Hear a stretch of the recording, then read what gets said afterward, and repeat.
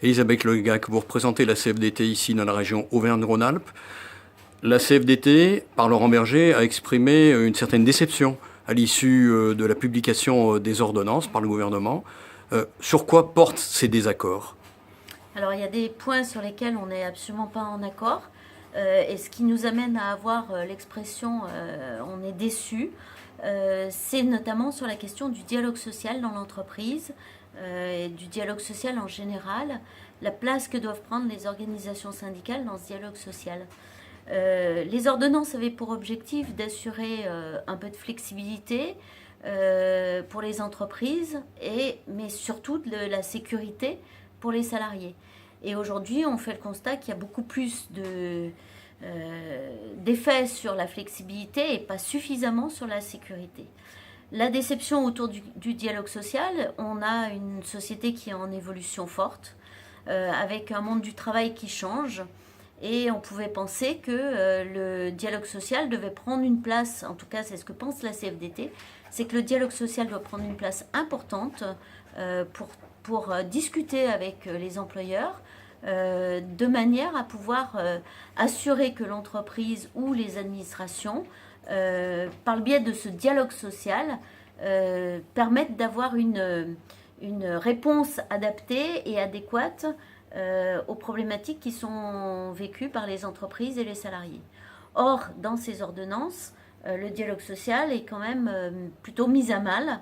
C'est là-dessus, évidemment, qu'on a un fort désaccord. On aurait souhaité, à l'inverse, que le dialogue social soit mieux considéré comme étant une des solutions face à l'évolution du monde du travail. Alors vous le savez, un certain nombre d'organisations syndicales, essentiellement Sud et la CGT, seront dans les rues le mardi 12 septembre. Qu'est-ce qui fait que la CFDT, justement, malgré ces désaccords, ne se trouve pas dans la rue ?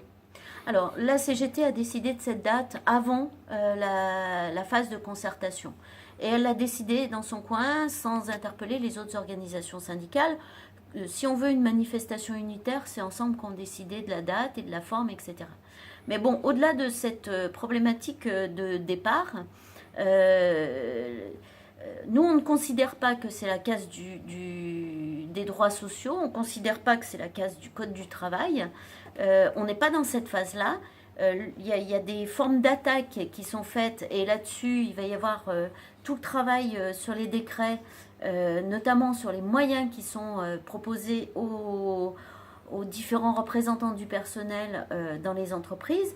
Donc on considère qu'il y a encore une bagarre à mener avec le gouvernement pour pouvoir obtenir ce qu'on souhaite, et notamment les moyens adéquats pour que les syndicalistes fassent leur travail dans les entreprises. Voilà, ça ne veut pas dire qu'on n'a pas des formes de mobilisation. Et notamment, on peut demander à nos équipes dans les entreprises d'interpeller leur direction sur la qualité du dialogue social auprès de leur direction, quel type de dialogue social ils veulent dans leur établissement.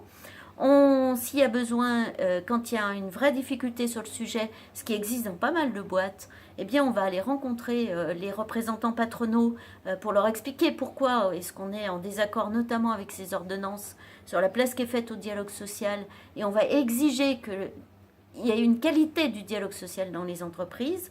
Et puis il y a des mouvements ici ou là qui s'organisent par des branches, par des secteurs professionnels. Je pense déjà au 18 septembre avec toute la branche route de la CFDT.